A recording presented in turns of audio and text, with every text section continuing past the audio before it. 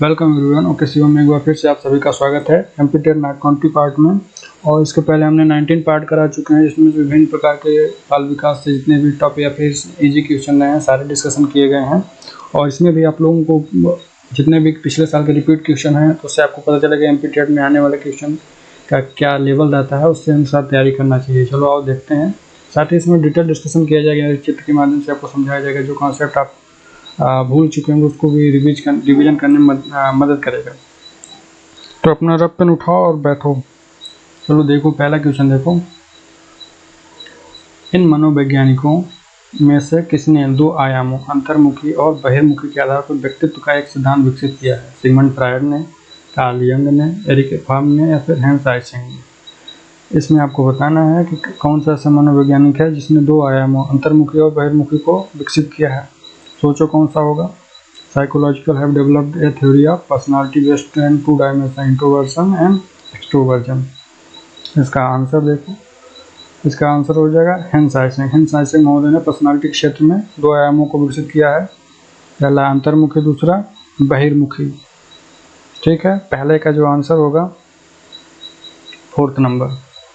Second देखो, SEN का full form क्या है? इसमें आपको बताना है स्पेशल इसका जो फॉर्म है क्या होगा। पहला देखो स्पेशल इमोशनल नेगोशिएशन। इसका इंग्लिश जरूर देखना, इससे क्या होता है कि कई बार डाउट हो जाते हैं हिंदी में और उससे पता ही नहीं चलता कि इसका आंसर क्या होगा। इस वजह से ये आपको मदद करेगा इंग्लिश वाला। ठीक है, तो दूसरे का ऑप्शन देख लो, special emotional negotiation, social educational needs या फिर special educational needs, social and exceptional needs. तो इसका जो आंसर हो जाएगा SEN का social educational needs, 3rd number इसका आंसर हो जाएगा। ठीक है, नेक्स्ट देखो,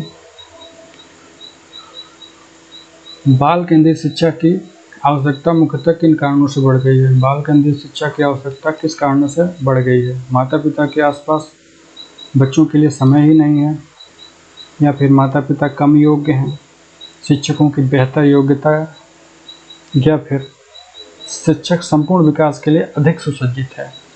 इसमें से ऑप्शन देखो कौन सा होगा। बाल केंद्रित शिक्षा से रिलेटेड क्वेश्चन पूछ रहा है। Child centre education encourage mainly because, तो इसका कौन सा आंसर होना चाहिए? जल्दी सोचो क्या हो सकता है। इसमें देखो सबसे उपयुक्त आंसर कौन सा होगा। शिक्षक संपूर्ण विकास के लिए अधिक सुसज्जित है बाल केंद्रित शिक्षा के लिए। क्यों? क्योंकि टीचर जो होता है उसको इसी चीज़ की नॉलेज होती है, उसके पास ट्रेनिंग से उस चीज़ों को वो सीखा रहता है, जिससे बच्चों को अधिक हेल्पफुल और आसानी से पढ़ा सकेगा। 4th नंबर देखो, डॉट डॉट जिन लोगों को आर्थिक स्थिति के आधार पर वर्गीकृत किया जाता है उन्हें एक विशेष डॉट डॉट के संबंधित रूप में जाना जाता है।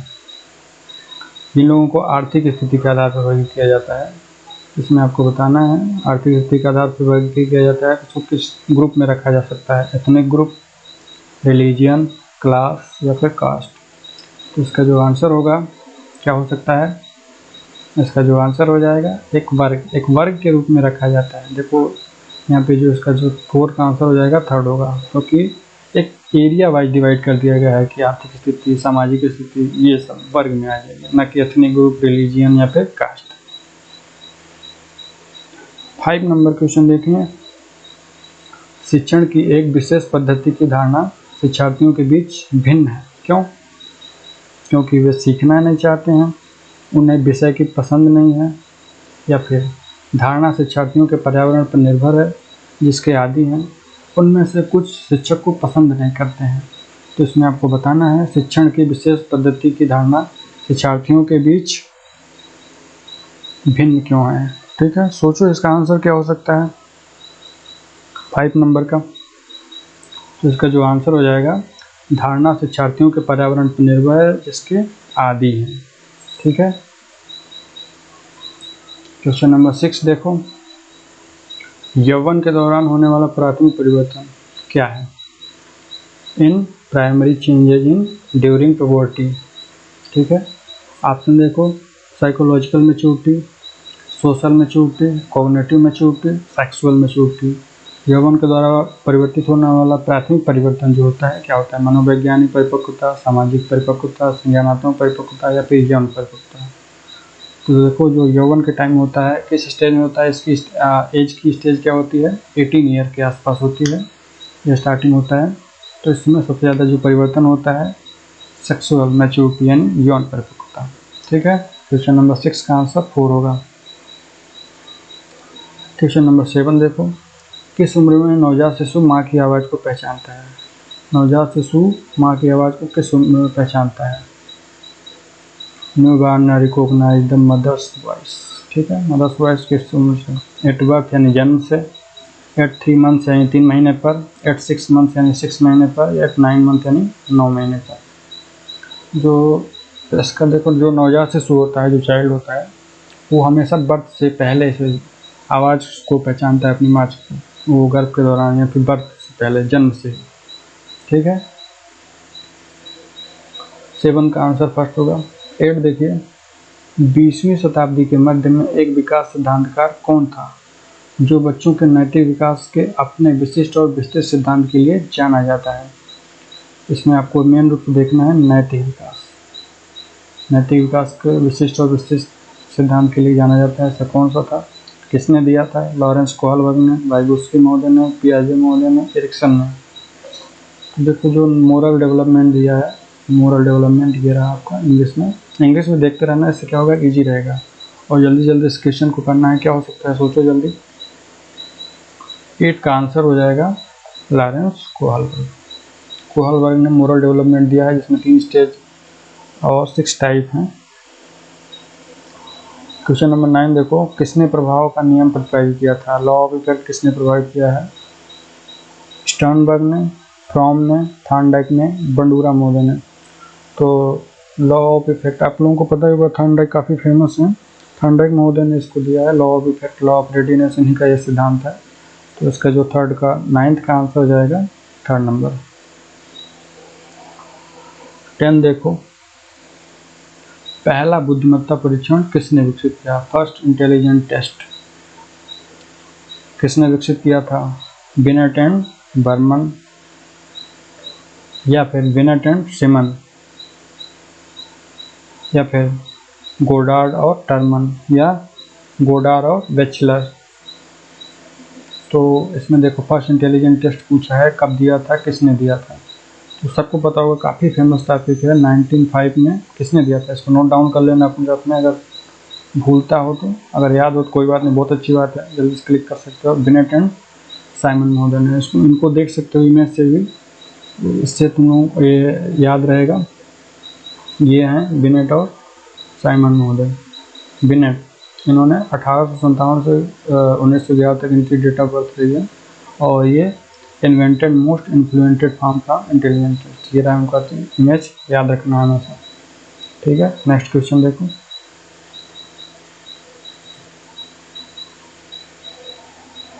भारत में इसका आंसर हो जाएगा बिनेट एंड सिमन।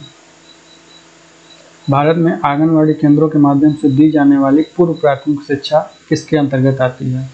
भारत में जो है आंगनवाड़ी केंद्रों के माध्यम से, आप सबको पता होगा कि जो प्राइमरी स्टेज में जो चिल्ड्रन होता है, उससे प्री प्राइमरी स्टेज में तो आंगनवाड़ी के माध्यम से शिक्षा प्रदान किया जाता है, जैसे LKG, UKG, इस प्रकार के बच्चों को।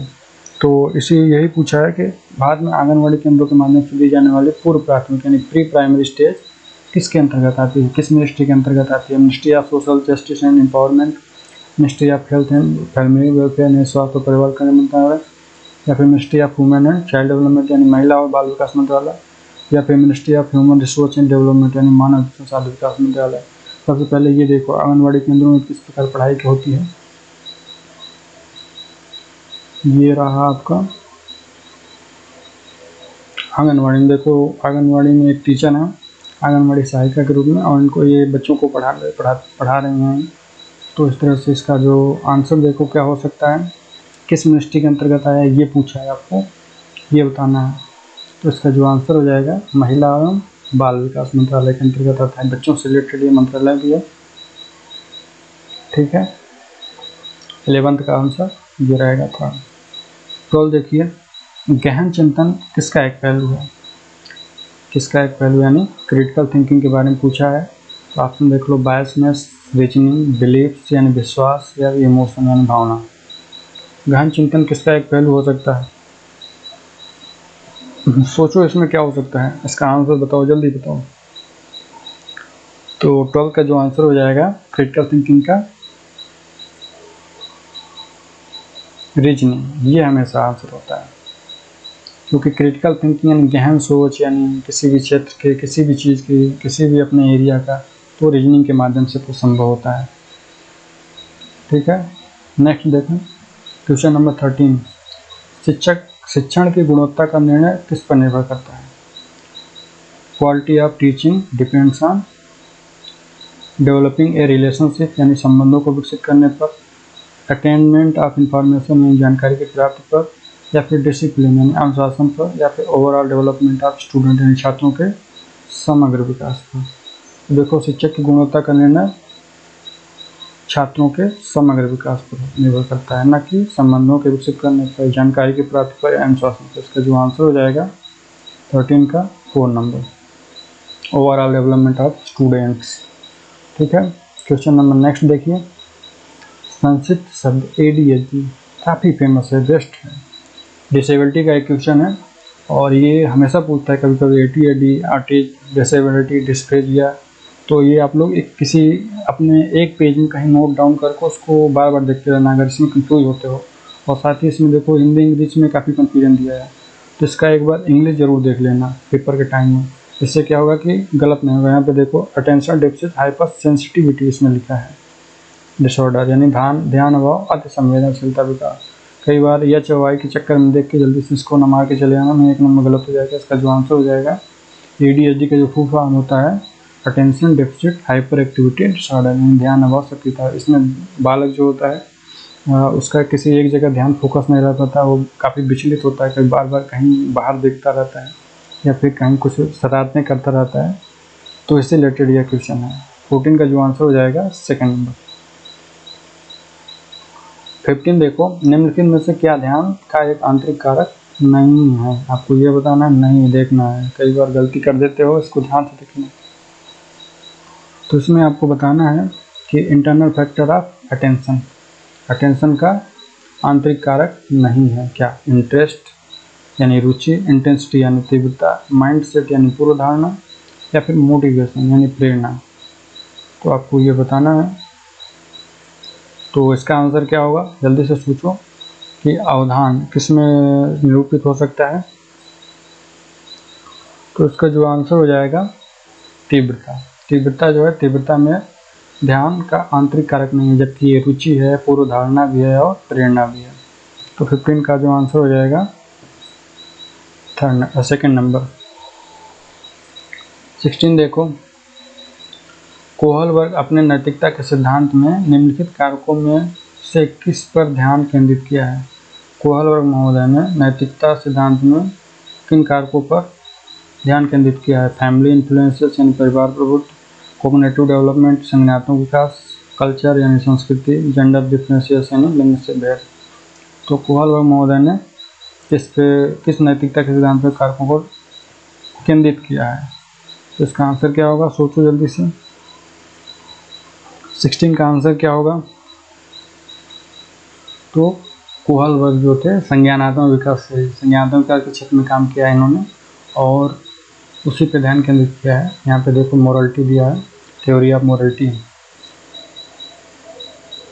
क्वेश्चन नंबर 16 का आंसर हुआ सेकंड। 17 देखिए, निम्नलिखित में से क्या सतत एवं व्यापक मूल्यांकन का उद्देश्य नहीं है? नहीं इन्होंने बार बार लगा के रखा है, तो इस बात को ध्यान रखना है क्योंकि कई बार क्वेश्चन गलत हो जाते हैं इससे। जल्दी से पहला देखो option, plan teaching learning situation यानी शिक्षण अधिगम स्थितियों की योजना तैयार करना, communicate the child's progress to different stakeholder यानी बच्चे की प्रगति को विभिन्न हितधारकों को बताना, map change in the child's learning and development यानी बच्चे के अधिगम और विकास में परिवर्तन का मानचित्र बनाना, या inculcate fear in the minds of people so that they are able to perform better, यानी विद्यार्थियों के मन में भय पैदा करना ताकि वे बेहतर प्रदर्शन न कर सकें। तो इसमें सीधे देख के आपको समझ में आ रहा होगा कि सतत एवं व्यापक मूल्यांकन से तो ये तीनों होते हैं, ये भी होता है, ये भी होता है, ये भी होता है, लेकिन डर पैदा करना, मन में भय पैदा करना, ये सब चीज़ें नहीं होती हैं। तो 17 का आंसर 4 हो जाएगा। ठीक है, नेक्स्ट देखिए, निम्नलिखित में से कौन सा ड्रग उपयोग के लिए जोखिम कारक नहीं है जिसके लिए माता पिता प्रत्यक्ष रूप से उत्तरदायी ठहराए जाएं। देखो, आपको ये बताना है कि कौन सा ऐसा ड्रग है या फिर व्यवहार है, फैक्टर्स है, रिस्क फैक्टर है, रिस्क फैक्टर फॉर ड्रग जो डायरेक्टली एट्रीब्यूटेड टू पेरेंट्स। क्या हो सकता है? चाइल्डहुड नेग्लिजेंस यानी बाल्यावस्था की लापरवाही, एब्यूज यानी दुर्व्यवहार, पीयर रिजेक्शन या फिर सहकर्मी असहकरण, या फिर जेनेटिक इनहेरिटेंस यानी आनुवांशिक विरासत। तो देखिए इसमें क्या होगा कि माता पिता जो उत्तरदायी ठहराए जा सकते हैं, बाल्यावस्था लापरवाही में ठहराए जा सकते हैं, दुर्व्यवहार में भी ठहराए जा सकते हैं, और आनुवांशिक विरासत भी माता पिता से ही मिलता है। लेकिन जो सहकर्मी अस्वीकरण होता है, सहकर्मी मतलब क्या होता है, जब बच्चा अपने आयु वर्ग के बच्चों के साथ खेलता है या उनसे दोस्ती करता है, लेकिन कई बार क्या होता है कि उनका जो ग्रुप होता है उसको एक्सेप्ट नहीं करता, इसी को कहते हैं सहकर्मी अस्वीकरण, पीयर रिजेक्शन। तो इसका ये आंसर है, इसके लिए माता पिता जिम्मेदार नहीं होते हैं। 19 देखिए, एक बच्चे को ज्ञात होता है कि 4 पैर वाला जानवर जो कि हिमहिमाता है कुत्ते के मौजूदा आकार में फिट नहीं हो सकता है।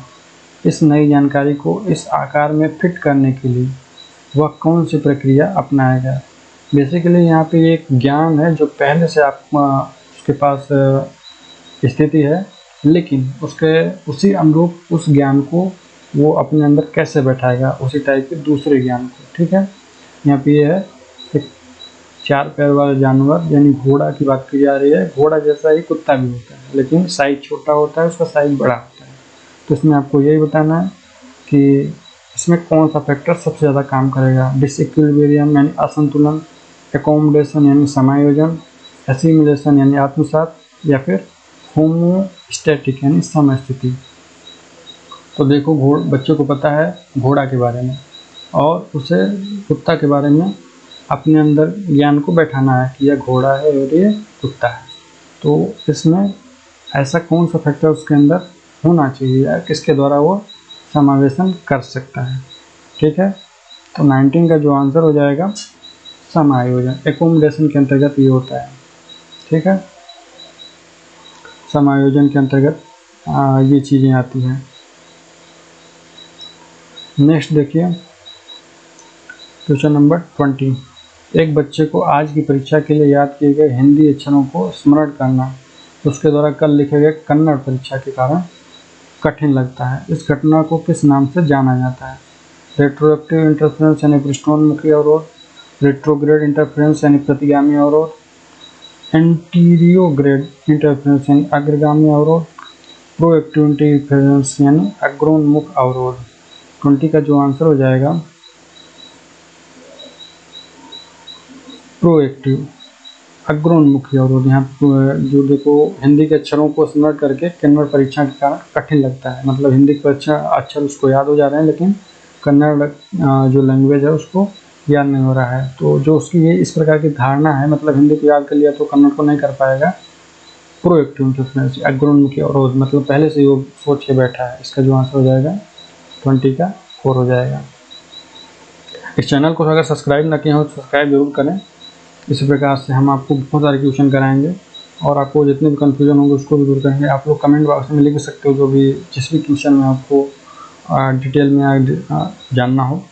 तो क्वेश्चन नंबर 21 देखो, वाइगोत्स्की के अनुसार बच्चे की भाषा और विचार डाटा विकसित करते हैं। वाइगोत्स्की महोदय ने बच्चे की भाषा और विचार के संबंध में क्या बात बताई है? एक दूसरे से स्वतंत्र होकर बाद में आपस में सम्मिलित हो जाते हैं, एक दूसरे से स्वतंत्र होते हैं, या फिर सभी संस्कृतियों पर समानता से लागू होते हैं, या फिर बच्चे के विकास के साथ जुड़े हुए होते हैं। तो इसका आंसर आपको बताना है वाइगोत्स्की के अनुसार बच्चे की भाषा और विचार के बारे में दोनों किस प्रकार के होते हैं।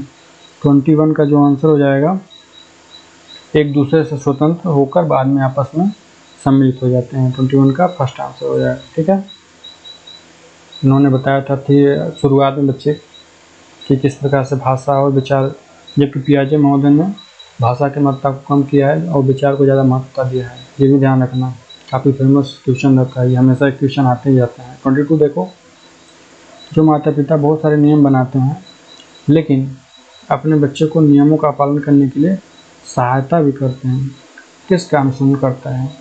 मतलब ये पूछा है कि एक माता पिता अपने बच्चों को नियम तो बहुत सारे नियम भी बताते हैं कि इसी तरह से आपको चलना है, और उस नियम को पालन करने में उसकी सहायता भी करते हैं। तो ऐसे कौन सी पेरेंटिंग है या टाइप्स ऑफ पेरेंटिंग से क्वेश्चन इन्होंने पूछा है।